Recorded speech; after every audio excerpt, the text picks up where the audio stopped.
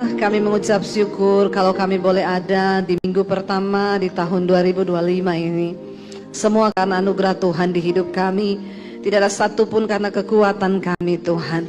Kami bersyukur, bahkan kami tahu di hari-hari yang selanjutnya penyertaan Tuhan juga sempurna atas hidup kami. Karena itu bekali kami dengan firman-Mu, Bapa, agar hidup kami boleh selaras dengan firman Tuhan. Urapi hamba-Mu yang tidak ada apa-apanya, urapi setiap kami. Kami buka hati bagi firman Tuhan. Kami percaya firman itu sanggup mengubah hidup kami. Di dalam nama Tuhan Yesus Kristus, yang percaya Tuhan di tengah kita, memberkati kita. Mari katakan bersama, amin, amin. Tepuk tangan buat Tuhan Yesus. Silakan duduk, Bapak Ibu yang terkasih, Shalom. Apa kabarnya hari ini? Saya mengucapkan selamat tahun baru ya buat kita semua. Kita bersyukur kita bisa memasuki tahun ini semua karena anugerah Tuhan ya. Iya, tema firman Tuhan hari ini adalah ya berjalan bersama dengan Tuhan. Dan orang yang berjalan dengan Tuhan itu pasti akan mengalami penyertaan Tuhan. Tidak semua orang Kristen itu berjalan dengan Tuhan. Ya, dan sebenarnya Kristen itu bukan hanya sekedar agama, tapi kekristenan itu adalah goalnya kita ini berjalan bersama Tuhan. Bersyukur ya anak sekolah minggu sini sudah banyak ya. Puji Tuhan ya, apa karena liburan atau memang banyak? Ya, berarti generasi di Sentul ini luar biasa ya. Masa depan gereja luar biasa loh di sini. Ya, suaranya terdengar sampai ke sini ya. Jadi Bapak tolong konsentrasinya agak lebih ini ya. Dan saudara, dikatakan bahwa waktu Tuhan menyertai kita, ingat sekali lagi saya selalu berkata, tidak semua orang Kristen itu berjalan bersama dengan Tuhan. Memang menjanjikan penyertaannya yang luar biasa, tapi tidak semua orang mengalami itu. Ayat firman Tuhan hari ini dari Yesaya 41 tadi, ayat yang ke-10 disampaikan oleh Bapak Gembala. Nanti kita akan baca. Itu ayat yang sangat powerful, dan kalau itu sungguh-sungguh terjadi di hidup kita, maka saya percaya hidup saudara, orang akan melihat dan berkata, wow, Tuhannya itu hebat. Ya, sehingga hidup kita tidak stuck, tapi ada peningkatan dari tahun ke tahun. Akan ada perubahan. Orang yang berjalan bersama Tuhan, hidupnya pasti berubah. Kalau saudara jadi Kristen puluhan tahun nggak berubah-berubah, nah pertanyaan saya tuh, saudara jalan sama siapa? Sama mertua Bu? Oh ya wes. Ya, saya jalan sama istri Bu? Ya wes. Karena hubungan bersama Tuhan, berjalan bersama Tuhan, itu luar biasa loh Bapak Ibu. Ya, pasti kita akan terwow-wow. Saudara sudah terwow-wow belum dengan Tuhan? Ya, kalau belum, ya masih ada kesempatan bertobat. Mumpung baru masuk tahun 2025. Supaya saudara nggak bilang, tahun 2025 aku ingin serius mengejar mimpiku di 2024 yang belum terwujud, yang sudah aku impikan dari 2023, sudah aku gumuli dari 2022, dan sudah aku tulis di hatiku dari 2021, yang sudah muncul sejak 2020. Itu namanya halu. Hidupmu nggak ada perubahan sama sekali. Karena ya saya nggak tahu saudara berjalan dengan siapa. Ketika kita berjalan bersama Tuhan, Tuhan loh ini yang berjalan bersama kita. Ketika bangsa Israel berjalan bersama Tuhan, di depan ada laut. Bangsa Israel bingung mau bagaimana ini. Mujizat terjadi, laut jadi jalan. Berapa banyak jalan yang sudah Tuhan buat di hidup kita di tahun 2024. Kita harus punya kesaksian itu loh Bapak Ibu. Karena kita berjalan bersama Tuhan. Udah ya, stop jalan dengan kekuatanmu sendiri, kau capek. Orang tuh jalan dengan kekuatannya sendiri capek. Kenapa? Karena ada banyak hal di hidup ini yang tidak bisa kita selesaikan hanya dengan kekuatan kita manusia. Kitab Yesaya pasal 40 sampai dengan ya 55 itu ditulis untuk bangsa Israel yang berada di dalam pembuangan. Dan kenapa mereka ada dalam pembuangan? Karena dihukum Tuhan. Kenapa mereka dihukum Tuhan? Karena hidup dalam dosa. Jadi siklusnya bangsa Israel berdosa, dihukum, bertobat, dipulihkan, berdosa lagi, dihukum lagi, bertobat lagi, dipulihkan lagi, berdosa lagi. Itu siklusnya bangsa Israel. Jangan kau tiru, amin.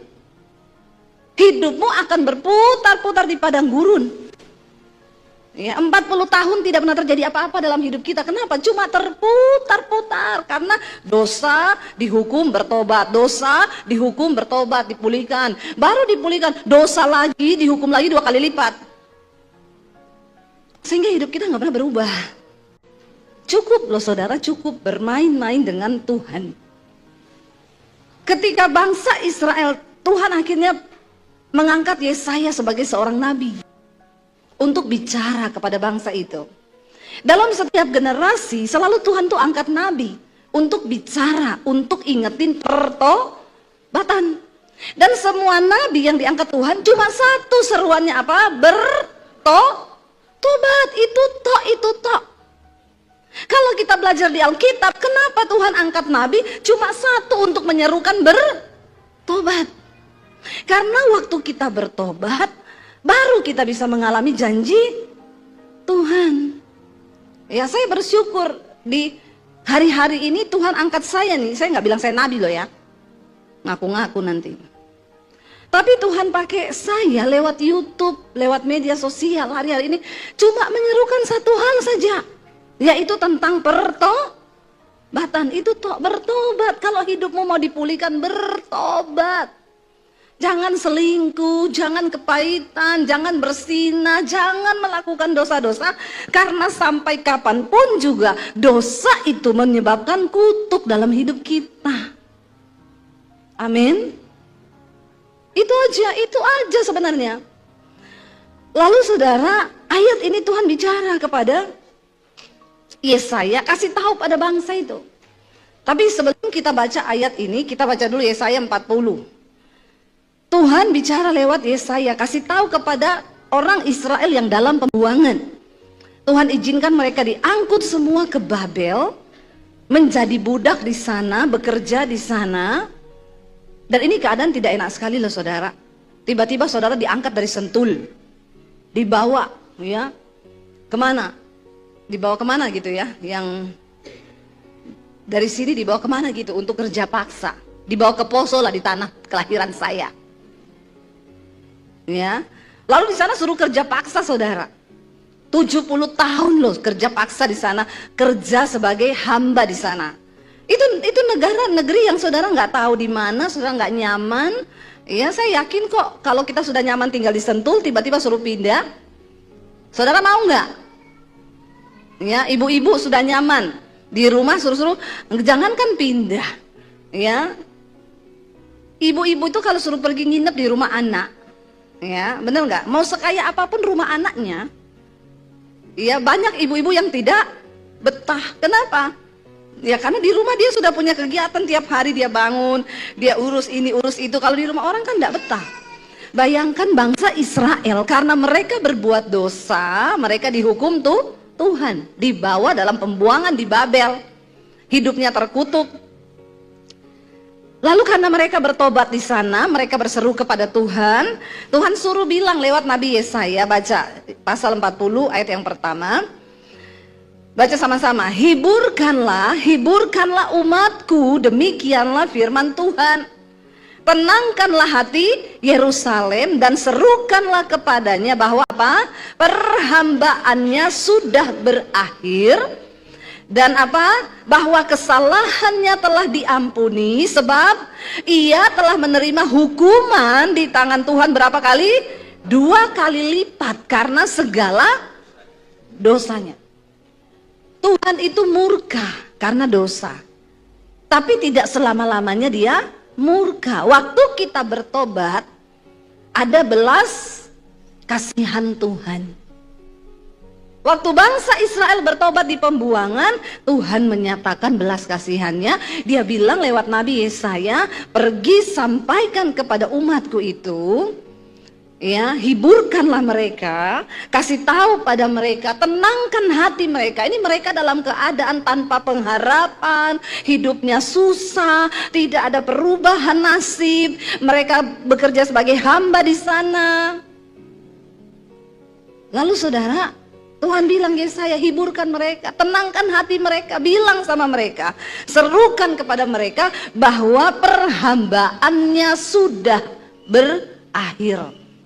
Kesalahannya sudah diampuni. Karena apa? Karena mereka sudah menerima hukuman dari tangan Tuhan. Berapa kali lipat? 2 kali lipat. Saya harus menjelaskan ini kepada saudara, karena banyak orang Kristen sekarang sudah beranggapan kasih karunia hidup ini, biar dia berdosa, biar dia selingkuh, biar dia bersinah, biar dia melakukan apapun, pokoknya kasih karunia. Lu siapa? Hello? Tuhan tidak berubah, sifatnya tetap sama. Dia benci dosa. Nggak bisa menyatu, dosa dengan Tuhan tuh nggak bisa nyatu. Kayak minyak sama air, nggak bisa nyatu. Jadi kalau saudara terus berdosa, ya nggak bisa harapkan Tuhan berjalan dengan kita.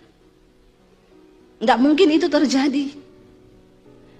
Dia suruh Yesaya kasih tahu, aku sudah ampuni kesalahannya, karena sudah dibayar dengan hukuman 2 kali lipat. Saya nggak mau Tuhan bayar harga 2 kali lipat. Aku nggak mau. Hidup terkutuk, hidup berat, begitu saja, karena tidak menghormati Tuhan. Nggak mau ya. Mending jadi anak yang denger-dengeran sama Tuhan. Kita denger-dengeran sama orang tua kita seneng kok. Amin. Ya, apalagi Tuhan. Kalau kita mau jadi anak yang denger-dengeran, dia seneng. Lalu dikatakan kepada Yesaya, kasih tahu sama anak-anakku, masa perhambaannya akan berakhir, mereka akan segera dilepaskan, karena dikatakan aku akan membangkitkan seseorang yang akan datang untuk membebaskan mereka. Ini juga gambaran tentang Yesus Kristus. Kita tadinya hidup diperhamba oleh dosa, tapi dibangkitkan dari keturunan Daud. Ya, Yesus Kristus datang untuk membebaskan kita. Jadi perjanjian lama itu semua merupakan gambaran dari perjanjian baru, nggak bisa dipisah. Nggak ada pengkhotbah bilang begini, itu Bu Debbie Basir jangan didengar, itu pendeta perjanjian lama. Pret kau. Kenapa bisa ada pendeta memisah-misahkan perjanjian lama dan perjanjian baru? Justru dari perjanjian lama lah saya belajar tentang sifat Tuhan.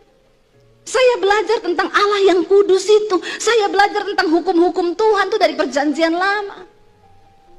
Tapi memang tidak ada seorang pun yang bisa diselamatkan kalau hanya melakukan hukum Taurat, karena yang mampu, tidak ada yang mampu. Kita ini tiap hari berdosa.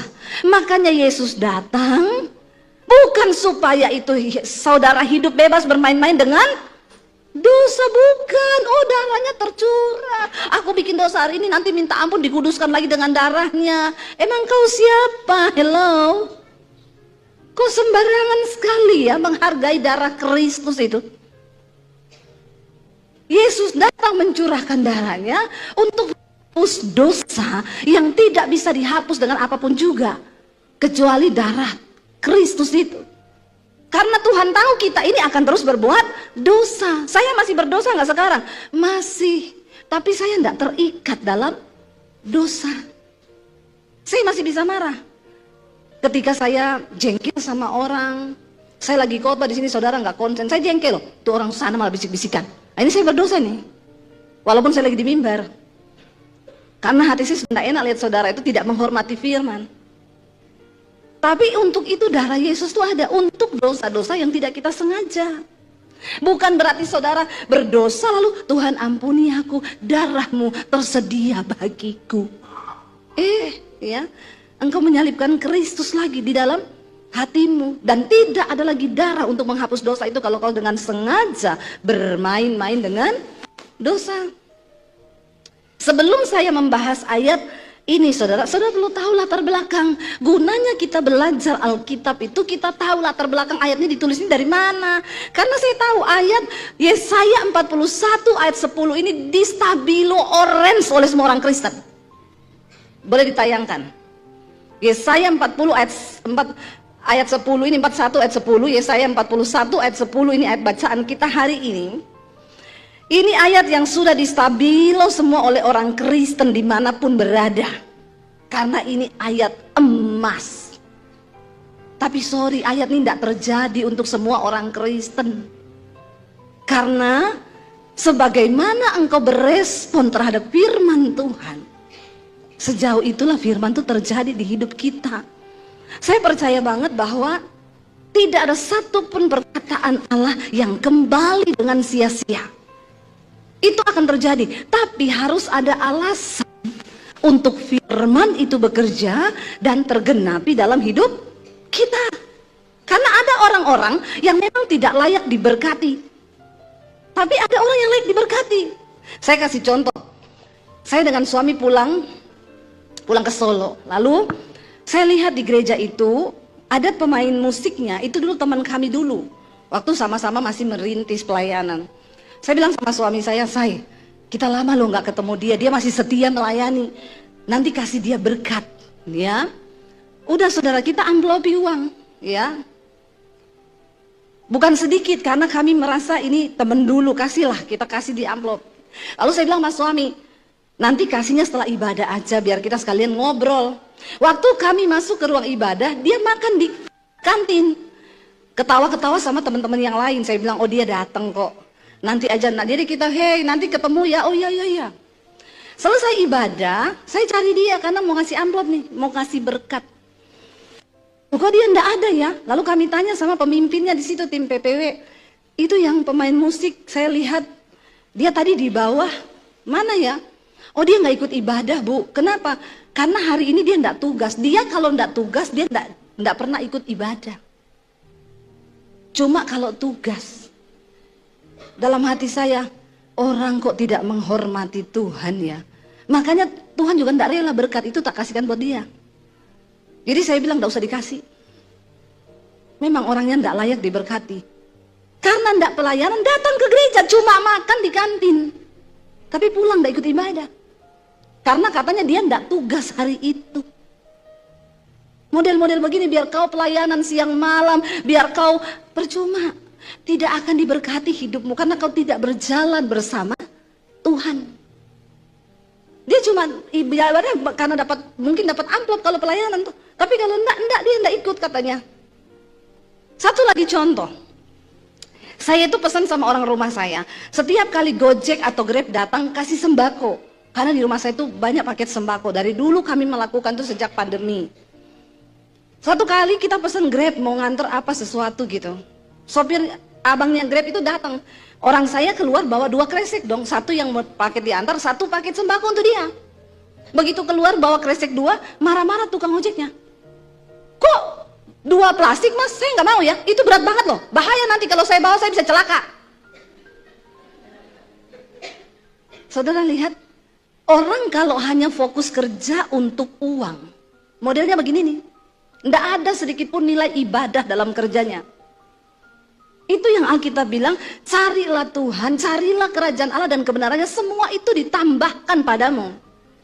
Saya tahu maksudnya dia mungkin kalau 2 ya lu tambah dong duit buat saya toh.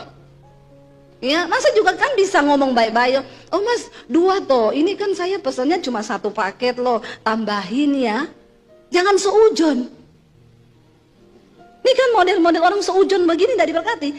Enggak loh, saya nggak mau loh ya, itu berat, bahaya kalau saya bawa bisa celaka. Jadi orang rumah saya bilang, oh iya pak, ini sebenarnya memang cuma 1, ini yang harus masnya bawa. Ini pakai sembako buat abangnya, tapi nanti abangnya celaka kan, jadi nggak jadi.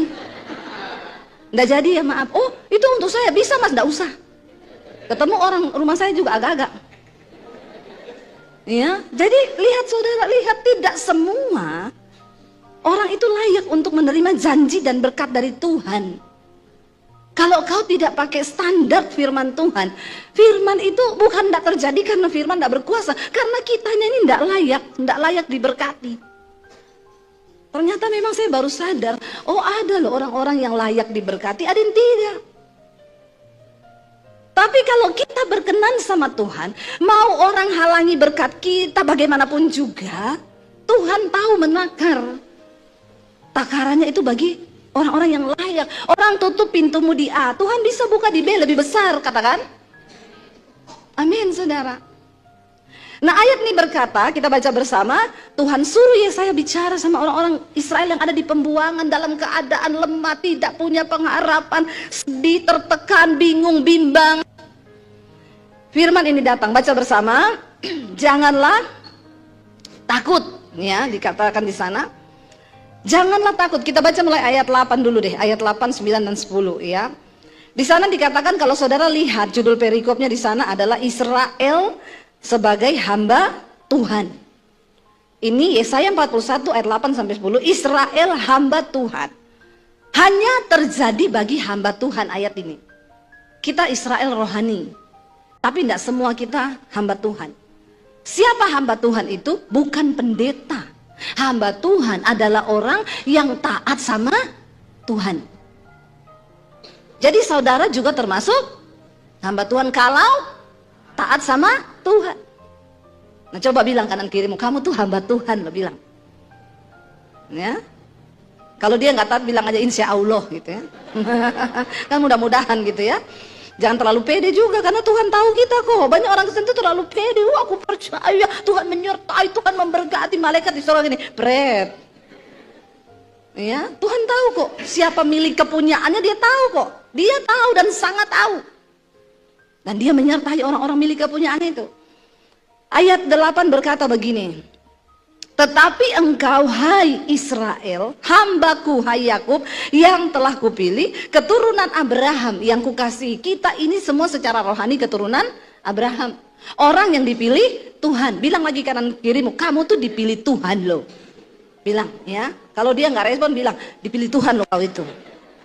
Ya, bilang lagi, jangan sia-siakan loh pilihan Tuhan atas kau. Bilang begitu. Ya, supaya saling mengingatkan kita ini. Dikatakan begini, engkau yang telah kuambil, ayat 9, dari ujung-ujung bumi, yang telah kupanggil dari penjuru-penjurunya. Aku berkata kepadamu, engkau hambaku, aku telah memilih engkau dan tidak menolak engkau. Ini ayat juga yang saya dapatkan, saudara. Bayangkan, tadinya keselamatan itu hanya untuk Israel. Tapi karena mereka tidak taat, Tuhan beri keselamatan itu bagi semua umat manusia, termasuk kita ini yang dari ujung-ujung bumi. Bayangkan dari timur tengah sana Israel sampai ke Sentul, ini ujung bumi kan. Jauh enggak? Dari ujung-ujungnya loh kita dipanggil. Jauh loh saudara, kita ini dipanggil Tuhan. Aku telah memilih engkau dan tidak menolak engkau. Iya, kita ini sudah dipilih Tuhan, Tuhan tidak tolak. Ayat 10 baru berkata di sana apa? Janganlah takut, sebab aku menyertai engkau. Janganlah bimbang, sebab aku ini Allahmu. Aku akan meneguhkan, bahkan menolong engkau. Aku akan memegang engkau dengan tangan kananku yang membawa kepada kemenangan. Wow, enggak? Wow, ini berjalan bersama Tuhan. Yang pertama, jangan takut.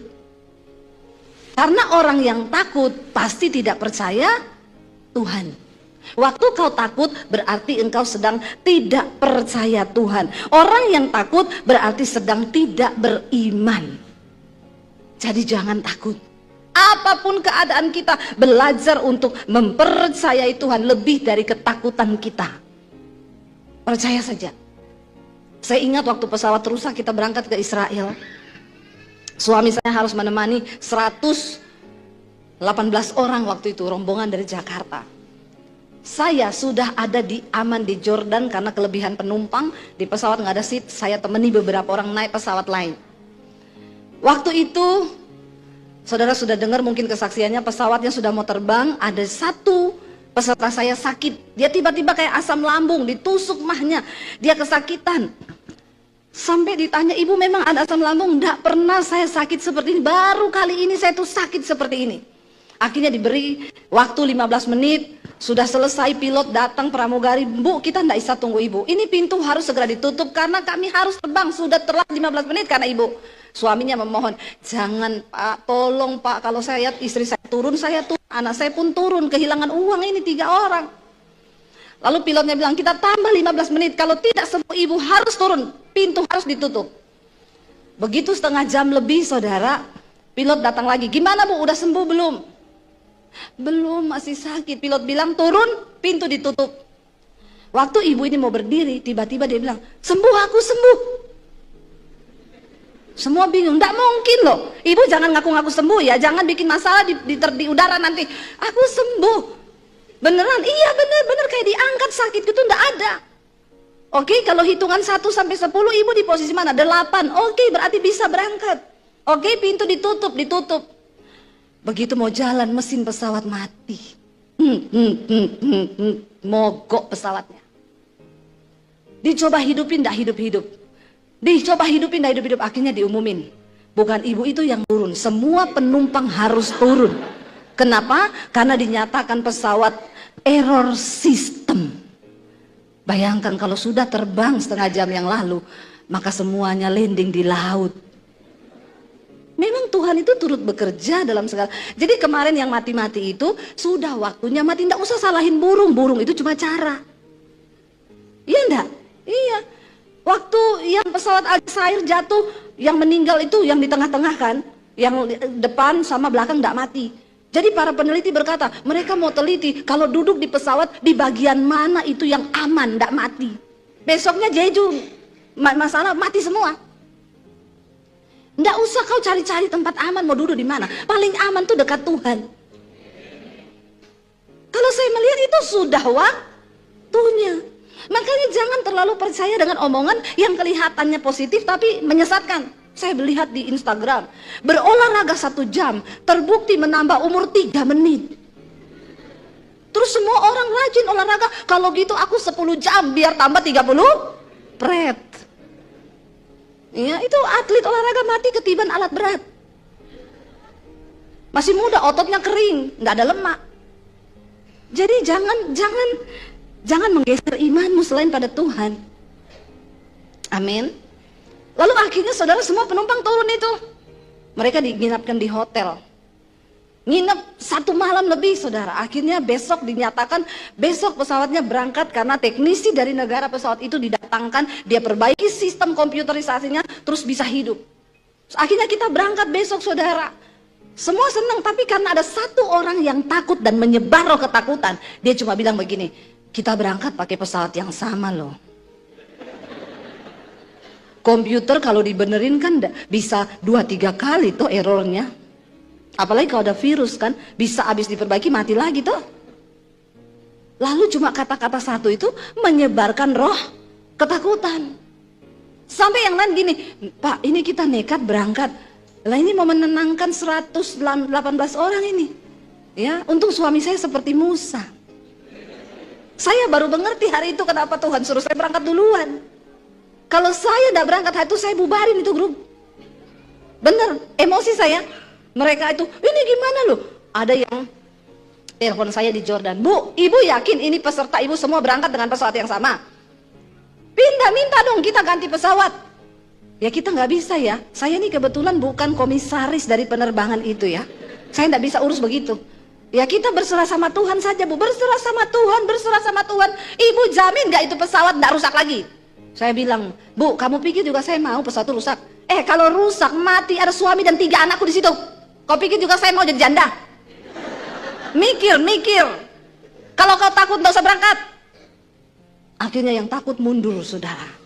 Ya itu bapak yang istrinya sakit, Tuhan pakai kan istrinya sakit setengah jam itu. Untuk bikin delay ndak pesawat itu terbang karena Tuhan tahu setengah jam lagi mati mesin. Tiba-tiba dia bilang sama suami saya, Pak saya ndak jadi berangkat, saya sama anak saya sama istri saya mau pulang. Terus suami saya bilang, Pak gara-gara bapak kemarin pesawat ini diluputkan Tuhan loh istrimu. Kemarin bapak suruh pulang ndak mau, sekarang kenapa mau pulang? Saya takut Pak, ndak berani saya.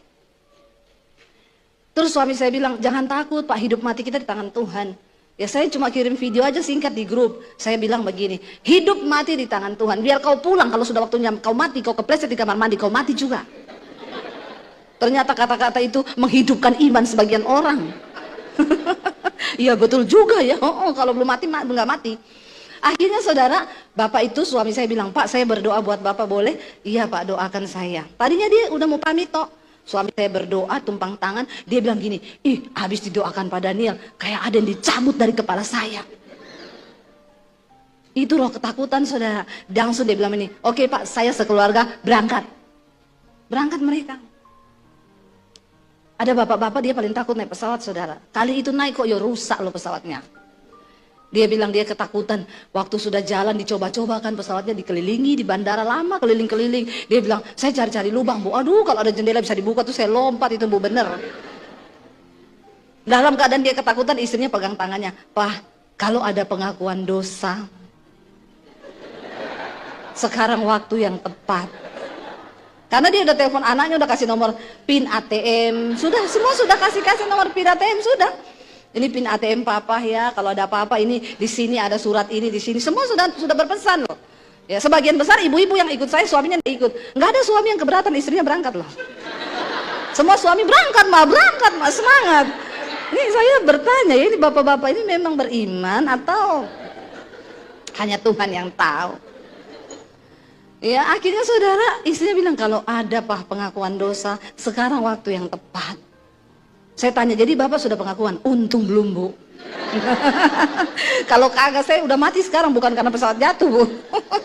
Disalib istri saya. Saudara, mengalahkan roh ketakutan itu tidak gampang. Tapi kalau kita beriman, percaya, Tuhan bilang janganlah takut sebab aku menyertai engkau. Dalam segala keadaan Tuhan menyertai kita, amin. Dan janganlah bimbang. Takut itu sudah pasti lebih besar dari bimbang. Kalau bimbang itu masih ada percaya tapi agak ragu gitu. Ini benar enggak Tuhan? Jangan bimbang sebab aku ini Allah. Ini perkataan jaminan yang benar-benar sangat powerful. Tuhan bilang, jangan bimbang, aku ini Allahmu loh. Aku ini Tuhanmu loh. Aku akan meneguhkan, bahkan akan menolong engkau. Aku akan memegang engkau dengan tangan kananku yang membawa kemenangan. Ayo saudara, kalau saudara pengen berjalan bersama Tuhan, Tuhan itu terlebih rindu berjalan dengan kita loh. Nggak ada amin loh. Iya, amin. Kalau kita pengen diberkati, Tuhan terlebih rindu pengen berkati kita. Tapi dia tidak bisa mengingkari janjinya bahwa dosa itu menjadi penghambat semua janji Tuhan dalam hidup kita. Kalau kita pengen diberkati, Tuhan tuh terlebih rindu. Orang tua mana yang gak kepengen beliin anaknya rumah? Iya gak bapak-bapak? Kalau memang kita diberkati, kita kan juga pengen anak-anak kita menikmati berkat yang kita nikmati.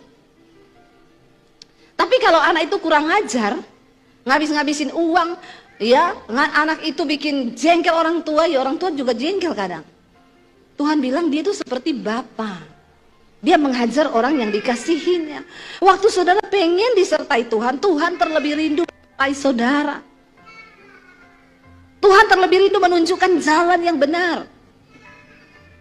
Saya tutup dengan kesaksian saudara. Saya adalah orang yang sangat mengalami janji ini dalam hidup saya. Karena ayat ini saya pegang waktu saya keluar dari rumah. Saya dapat ayat ini, aku menyertai engkau, meneguhkan, menolong, bahkan akan menyertai engkau. Saya bersyukur awal Januari tanggal 1 kami pindah di rumah baru. Semua karena Tuhan, tidak usah tepuk tangan. Tidak usah.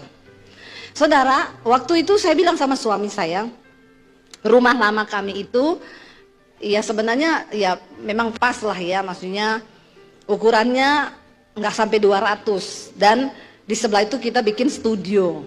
Di situ juga merangkap studio, kantor, tempat sembako. Jadi saya kalau masuk rumah itu tidak bisa jalan. Begitu buka pintu rumah, jalannya begini. Sembako semua. Kanan kiri tuh. Jadi saya bilang sama suami gini, boleh kali ya, kita berdoa yuk beli rumah yang agak besaran dikit untuk kita benar-benar family. Tidak usah dicampur sama studio, sama ini. Suami saya bilang ya berdoa. Iya kita tanya Tuhan. Di waktu yang sama, saya juga bergumul mau beli tanah di samping sekolah misi saya di Bandungan. Ditawari, Bu, ini ada tanah. Saya pikir, iya saya mau beli untuk anak-anak sekolah misi itu kalau mau berkebun lebih besar, mau beternak ayam juga bisa di situ. Saya gumuli. Tiba-tiba yang kasih kita tanah di sekolah misi itu tanya sama saya, Bu, saya dengar Ibu mau beli tanah sebelah di sekolah. Iya. Mau buat apa? Ya buat anak-anak lah Pak, mau beternak atau apa. Terus dia bilang gini, Bu, Ibu jangan beli itu, saya yang mau beli Bu, karena saya dapat visi mau bikin panti di situ. Ya mungkin nanti ada orang tua yang nggak punya rumah di masa tua, pendeta-pendeta yang sudah tua, nanti mau saya taruh di situ. Saya bilang, Bapak beli yang bagian belakang aja Pak, itu sudah saya tawar soalnya. Jangan Pak, itu saya aja, Bapak yang belakang. Dia bilang, ya udah Ibu berdoa lagi loh Bu, tanya Tuhan. Dalam hati saya, ya pasti Tuhan kasih saya loh, udah lama saya tawar tanah itu. Ya udah, jadi saya pergumulan tuh dua, mau beli rumah sama mau beli tanah itu. Tiba-tiba saya ditelepon sama Pak Rudi Tanu, ya kakaknya Hari Tanu, dia bilang, Bu, Ibu ingat toh dulu Pak Amos Jaratnam pernah menubuatkan Ibu sama suami di Jakarta bahwa waktu itu kita sudah mau mundur, mau pulang ke Solo. 13 tahun lalu di Jakarta. Lalu Pak Amos menubuatkan kita, jangan mundur satu langkah pun, aku akan beri pekerjaan perkara besar buat kalian di Jakarta ini. Tapi waktu itu, waduh nggak mungkin lah.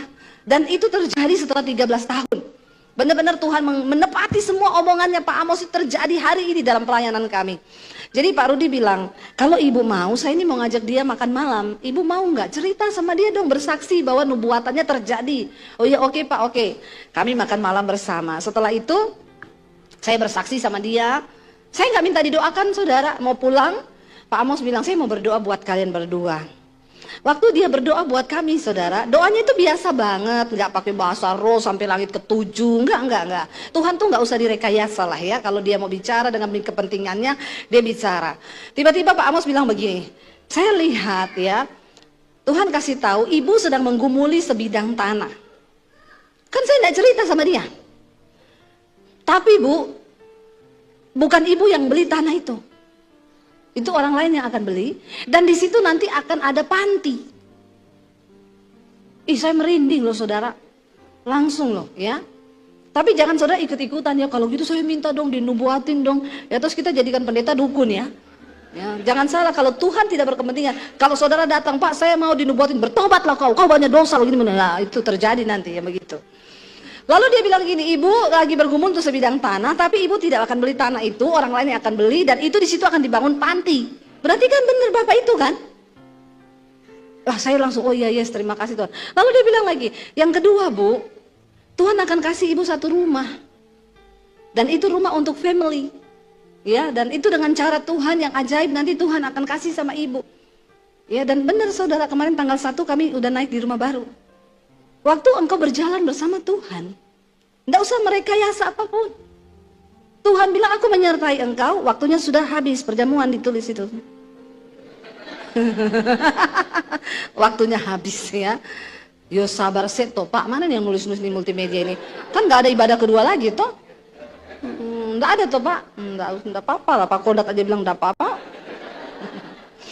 Jadi saudara, ayo 2025 berjalan bersama Tuhan. Ya, pertolongannya terlalu ajaib, janjinya begitu luar biasa, tapi Dia akan memberikan bagi orang-orang yang layak untuk menerimanya. Ayo kita jadi orang-orang yang layak untuk terima janji Tuhan. Karena waktu engkau berkenan, biar orang tutup pintu sehebat apa, Tuhan cari engkau. Berkatnya itu akan mengejar engkau. Bukan ini tujuan kita, bukan. Tapi ini janjinya loh. Kan sayang kalau Tuhan udah janji terus nggak ditepati. Kita nggak, bukan Tuhan nggak tepati, kita yang tidak dapati. Iya, kalau saya yang berjanji saya bisa nggak nepati sudah. Tapi kalau Tuhan, Dia pasti menepati janjinya.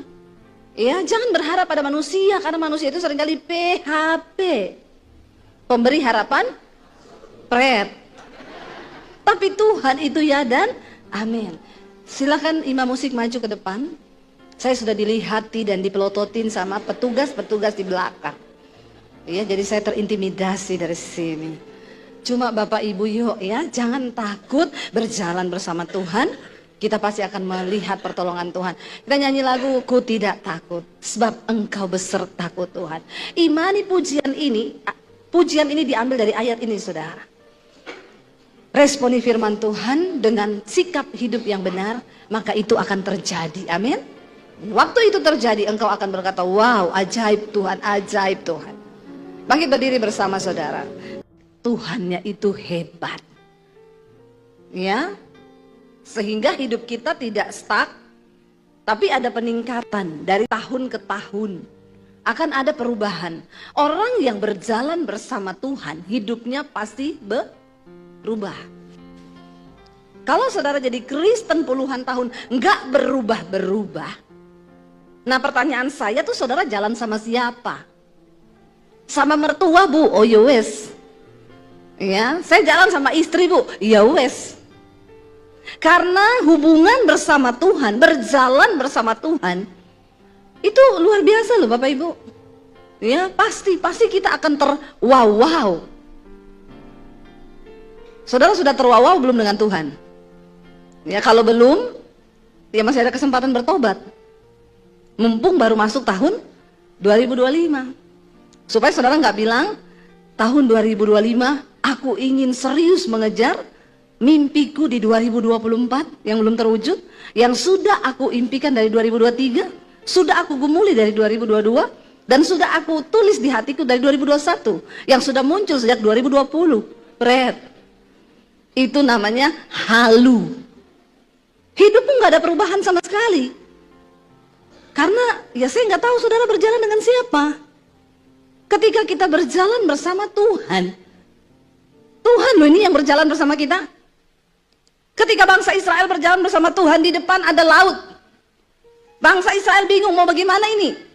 Mujizat terjadi, laut jadi jalan.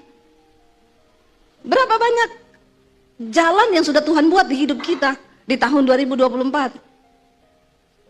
Kita harus punya kesaksian-kesaksian itu loh Bapak Ibu. Karena kita berjalan bersama Tuhan. Udah ya, stop jalan dengan kekuatanmu sendiri, kau capek. Orang tuh jalan dengan kekuatannya sendiri capek. Kenapa? Karena ada banyak hal di hidup ini yang tidak bisa kita selesaikan hanya dengan kekuatan kita manusia. Kitab Yesaya pasal 40 sampai dengan ya 55 itu ditulis untuk bangsa Israel yang berada di dalam pembuangan. Dan kenapa mereka ada dalam pembuangan? Karena dihukum Tuhan. Kenapa mereka dihukum Tuhan? Karena hidup dalam dosa. Jadi siklusnya bangsa Israel berdosa, dihukum, bertobat, dipulihkan, berdosa lagi, dihukum lagi, bertobat lagi, dipulihkan lagi, berdosa lagi. Itu siklusnya bangsa Israel. Jangan kau tiru, amin. Hidupmu akan berputar-putar di padang gurun. Ya, 40 tahun tidak pernah terjadi apa-apa dalam hidup kita. Kenapa? Cuma terputar-putar. Karena dosa, dihukum, bertobat. Dosa, dihukum, bertobat, dipulihkan. Baru dipulihkan, dosa lagi, dihukum lagi 2 kali lipat. Sehingga hidup kita nggak pernah berubah. Cukup loh saudara, cukup bermain-main dengan Tuhan. Ketika bangsa Israel, Tuhan akhirnya mengangkat Yesaya sebagai seorang nabi. Untuk bicara kepada bangsa itu. Dalam setiap generasi selalu Tuhan tuh angkat nabi untuk bicara, untuk ingetin pertobatan. Dan semua nabi yang diangkat Tuhan cuma satu seruannya apa? Bertobat. Itu tok. Kalau kita belajar di Alkitab, kenapa Tuhan angkat nabi? Cuma satu, untuk menyerukan bertobat. Karena waktu kita bertobat, baru kita bisa mengalami janji Tuhan. Ya, saya bersyukur di hari-hari ini Tuhan angkat saya nih. Saya nggak bilang saya nabi loh ya, ngaku-ngaku nanti. Tapi Tuhan pakai saya lewat YouTube, lewat media sosial hari-hari ini, cuma menyerukan satu hal saja, yaitu tentang bertobatan. Itu bertobat. Kalau hidupmu mau dipulihkan, bertobat. Jangan selingkuh, jangan kepahitan, jangan bersinah, jangan melakukan dosa-dosa. Karena sampai kapanpun juga dosa itu menyebabkan kutuk dalam hidup kita. Amin. Itu aja sebenarnya. Lalu saudara, ayat ini Tuhan bicara kepada Yesaya, kasih tahu pada bangsa itu. Tapi sebelum kita baca ayat ini, kita baca dulu Yesaya 40. Tuhan bicara lewat Yesaya, kasih tahu kepada orang Israel yang dalam pembuangan. Tuhan izinkan mereka diangkut semua ke Babel, menjadi budak di sana, bekerja di sana. Dan ini keadaan tidak enak sekali loh saudara. Tiba-tiba saudara diangkat dari Sentul, dibawa ya kemana? Dibawa kemana gitu ya? Yang dari sini dibawa kemana gitu untuk kerja paksa? Dibawa ke Poso lah, di tanah kelahiran saya.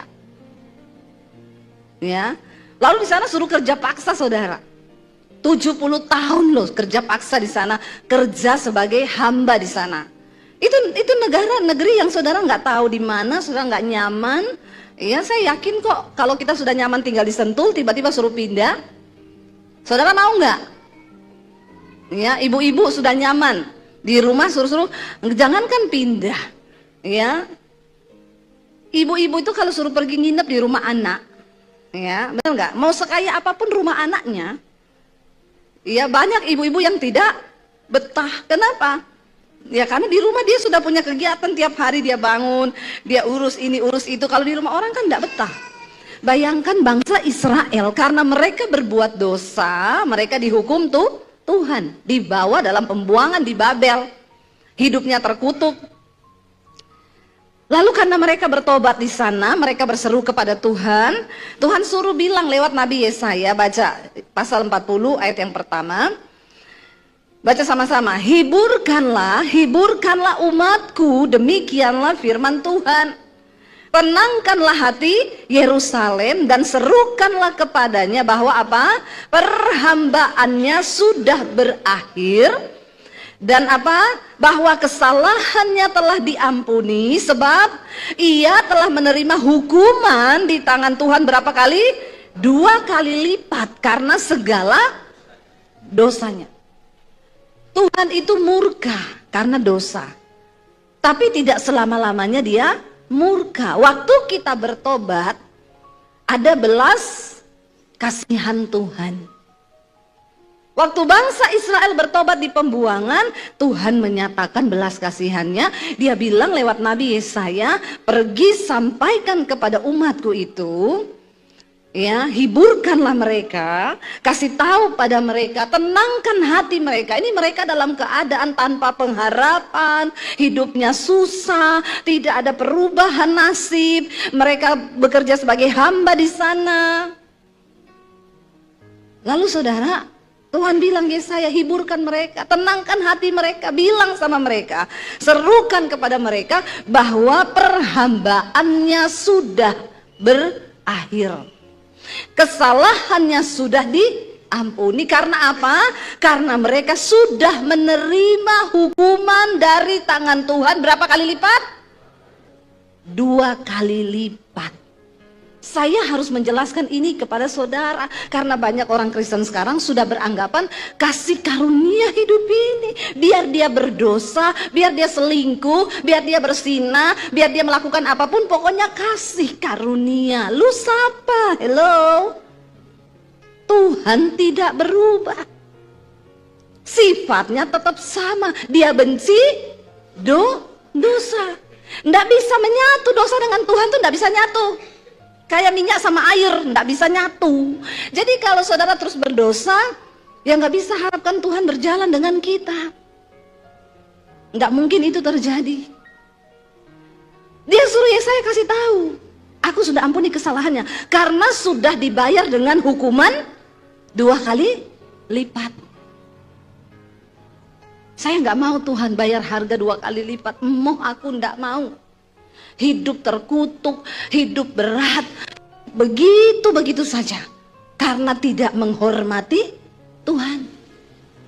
Nggak mau ya. Mending jadi anak yang dengar-dengeran sama Tuhan. Kita dengar-dengeran sama orang tua kita seneng kok. Amin. Ya, apalagi Tuhan. Kalau kita mau jadi anak yang dengar-dengar, dia senang. Lalu dikatakan kepada Yesaya, kasih tahu sama anak-anakku, masa perhambaannya akan berakhir, mereka akan segera dilepaskan, karena dikatakan aku akan membangkitkan seseorang yang akan datang untuk membebaskan mereka. Ini juga gambaran tentang Yesus Kristus. Kita tadinya hidup diperhamba oleh dosa, tapi dibangkitkan dari keturunan Daud. Ya, Yesus Kristus datang untuk membebaskan kita. Jadi perjanjian lama itu semua merupakan gambaran dari perjanjian baru. Nggak bisa dipisah. Nggak ada pengkhotbah bilang begini, itu Bu Debbie Basir jangan didengar, itu pendeta perjanjian lama. Pret kau. Kenapa bisa ada pendeta memisah-misahkan perjanjian lama dan perjanjian baru? Justru dari perjanjian lama lah saya belajar tentang sifat Tuhan. Saya belajar tentang Allah yang kudus itu. Saya belajar tentang hukum-hukum Tuhan itu dari perjanjian lama. Tapi memang tidak ada seorang pun yang bisa diselamatkan kalau hanya melakukan hukum Taurat. Karena yang mampu, tidak ada yang mampu. Kita ini tiap hari berdosa. Makanya Yesus datang bukan supaya itu saudara hidup bebas bermain-main dengan dosa, bukan. Oh, darahnya tercurah. Aku bikin dosa hari ini, nanti minta ampun dikuduskan lagi dengan darahnya. Emang kau siapa? Hello? Kau sembarangan sekali ya menghargai darah Kristus itu. Yesus datang mencurahkan darahnya untuk menghapus dosa yang tidak bisa dihapus dengan apapun juga, kecuali darah Kristus itu. Karena Tuhan tahu kita ini akan terus berbuat dosa. Saya masih berdosa nggak sekarang? Masih. Tapi saya tidak terikat dalam dosa. Saya masih bisa marah. Ketika saya jengkel sama orang, saya lagi khotbah di sini, saudara nggak konsen, saya jengkel loh. Tuh orang sana malah bisik-bisikan. Nah, ini saya berdosa nih. Walaupun saya lagi di mimbar. Karena hati saya sudah tidak enak lihat saudara itu tidak menghormati firman. Tapi untuk itu darah Yesus itu ada untuk dosa-dosa yang tidak kita sengaja. Bukan berarti saudara berdosa lalu Tuhan ampuni aku, darahmu tersedia bagiku. Ya, engkau menyalibkan Kristus lagi di dalam hatimu. Dan tidak ada lagi darah untuk menghapus dosa itu kalau kau dengan sengaja bermain-main dengan dosa. Sebelum saya membahas ayat ini, saudara perlu tahu latar belakang. Gunanya kita belajar Alkitab itu kita tahu latar belakang ayatnya ditulisnya dari mana. Karena saya tahu ayat Yesaya 41 ayat 10 ini distabilo orange oleh semua orang Kristen. Boleh ditayangkan. Yesaya 40 ayat 10 ini, 41 ayat 10, Yesaya 41 ayat 10 ini ayat bacaan kita hari ini. Ini ayat yang sudah distabilo semua oleh orang Kristen dimanapun berada. Karena ini ayat emas. Tapi sorry, ayat ini tidak terjadi untuk semua orang Kristen. Karena sebagaimana engkau berespon terhadap firman Tuhan, sejauh itulah firman itu terjadi di hidup kita. Saya percaya banget bahwa tidak ada satupun perkataan Allah yang kembali dengan sia-sia. Itu akan terjadi, tapi harus ada alasan untuk firman itu bekerja dan tergenapi dalam hidup kita. Karena ada orang-orang yang memang tidak layak diberkati, tapi ada orang yang layak diberkati. Saya kasih contoh. Saya dengan suami pulang ke Solo. Lalu saya lihat di gereja itu ada pemain musiknya. Itu dulu teman kami dulu, waktu sama-sama masih merintis pelayanan. Saya bilang sama suami saya, kita lama loh nggak ketemu dia masih setia melayani. Nanti kasih dia berkat, ya. Udah saudara, kita amplopi uang, ya. Bukan sedikit, karena kami merasa ini temen dulu, kasihlah, kita kasih di amplop. Lalu saya bilang sama suami, nanti kasihnya setelah ibadah aja, biar kita sekalian ngobrol. Waktu kami masuk ke ruang ibadah, dia makan di kantin. Ketawa-ketawa sama teman-teman yang lain. Saya bilang, oh dia datang kok. Nanti aja, jadi kita, nanti ketemu ya. Oh iya. Selesai ibadah, saya cari dia karena mau ngasih amplop nih, mau ngasih berkat. Kok dia enggak ada ya? Lalu kami tanya sama pemimpinnya di situ, tim PPW. Itu yang pemain musik, saya lihat dia tadi di bawah, mana ya? Oh, dia nggak ikut ibadah, Bu. Kenapa? Karena hari ini dia nggak tugas. Dia kalau nggak tugas, dia nggak pernah ikut ibadah. Cuma kalau tugas. Dalam hati saya, orang kok tidak menghormati Tuhan ya. Makanya Tuhan juga nggak rela berkat itu tak kasihkan buat dia. Jadi saya bilang nggak usah dikasih. Memang orangnya nggak layak diberkati. Karena nggak pelayanan, datang ke gereja cuma makan di kantin. Tapi pulang nggak ikut ibadah. Karena katanya dia nggak tugas hari itu. Model-model begini biar kau pelayanan siang malam, biar kau percuma. Tidak akan diberkati hidupmu karena kau tidak berjalan bersama Tuhan. Dia cuma ibadah karena mungkin dapat amplop kalau pelayanan tuh. Tapi kalau enggak dia enggak ikut katanya. Satu lagi contoh. Saya itu pesan sama orang rumah saya, setiap kali Gojek atau Grab datang kasih sembako. Karena di rumah saya itu banyak paket sembako. Dari dulu kami melakukan itu sejak pandemi. Satu kali kita pesan Grab mau ngantor apa sesuatu gitu. Sopir abangnya Grab itu datang. Orang saya keluar bawa 2 kresek dong. Satu yang paket diantar, satu paket sembako untuk dia. Begitu keluar bawa kresek 2, marah-marah tukang ojeknya. Kok 2 plastik mas? Saya nggak mau ya. Itu berat banget loh. Bahaya nanti kalau saya bawa saya bisa celaka. Saudara lihat. Orang kalau hanya fokus kerja untuk uang, modelnya begini nih, nggak ada sedikit pun nilai ibadah dalam kerjanya. Itu yang Alkitab bilang, carilah Tuhan, carilah kerajaan Allah dan kebenarannya, semua itu ditambahkan padamu. Saya tahu maksudnya dia mungkin, kalau 2 ya lu tambah dong duit buat saya toh. Ya, masa juga kan bisa ngomong baik-baik, oh mas 2 toh, ini kan saya pesannya cuma 1 paket loh, tambahin ya. Jangan seujon. Ini kan model-model orang seujon begini tidak diberkati. Enggak loh, saya nggak mau loh ya. Itu berat, bahaya kalau saya bawa bisa celaka. Jadi orang rumah saya bilang, oh iya pak, ini sebenarnya memang cuma 1, ini yang harus masnya bawa. Ini paket sembako buat abangnya. Tapi nanti abangnya celaka kan, jadi nggak jadi. Nggak jadi ya maaf. Oh itu untuk saya, bisa mas, nggak usah.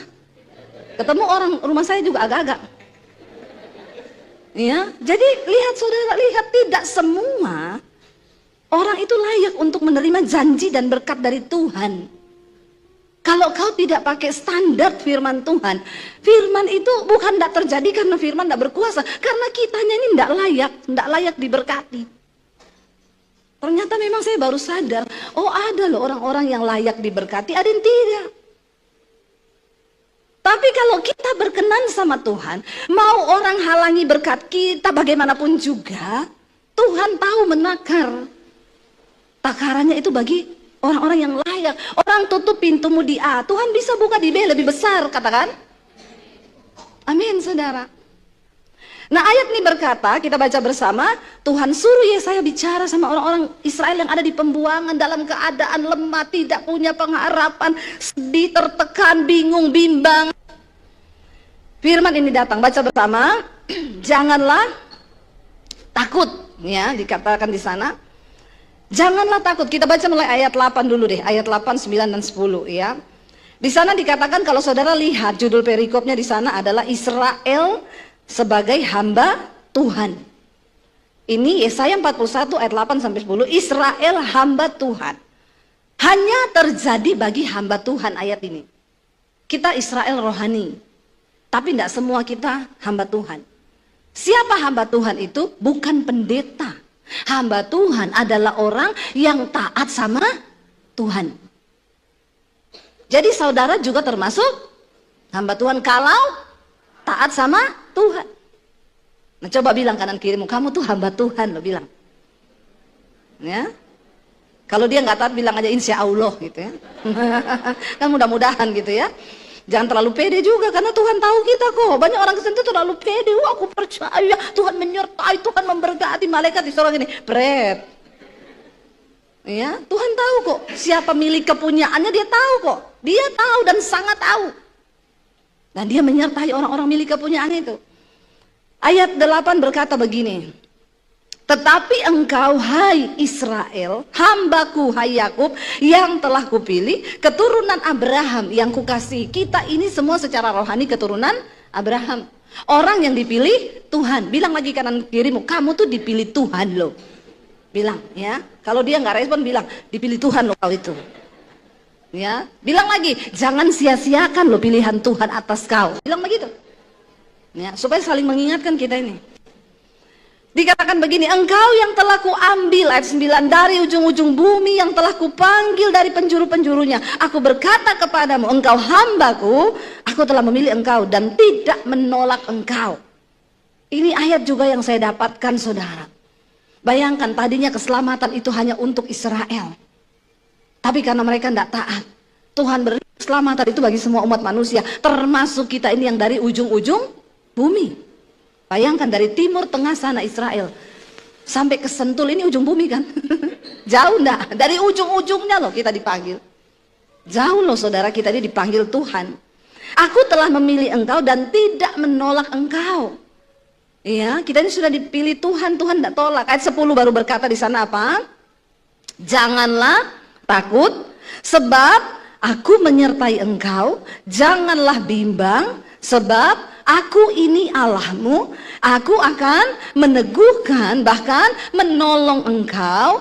Aku akan memegang engkau dengan tangan kananku yang membawa kepada kemenangan. Wow, enggak?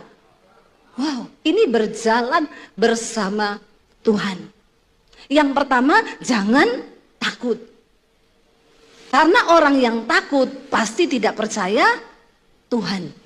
Waktu kau takut berarti engkau sedang tidak percaya Tuhan. Orang yang takut berarti sedang tidak beriman.